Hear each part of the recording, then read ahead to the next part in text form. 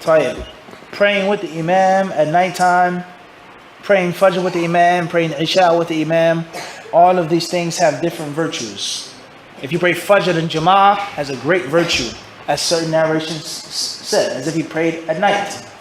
Praying at night with the Imam and in Fajr, it's a virtue. If you pray in your house, Lutfan, you choose to make your recommended acts of worship in the house and not the masjid.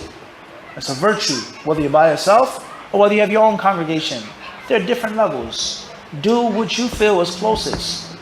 Do what you feel you can prioritize. Because you have to work, you got to sleep, you have a wife, you have children, you have different things, responsibilities. So the general principle of recommended acts of ibadah is that you have to know how to prioritize. What may be good for you may not be good for me. You may have the ability to stay up all night and study. Me, I can only read an hour at night. I have to write, I have to do this, you have to prioritize based off of your lifestyle. And from time to time, you put in a little extra effort. You go a little crazy. You sacrifice your sleep. You sacrifice your food. You sacrifice your personal relationships. But you have to be balanced and you must prioritize. Everybody understand this? That's why there are different gates of Jannah. Because the human beings and by nature are what?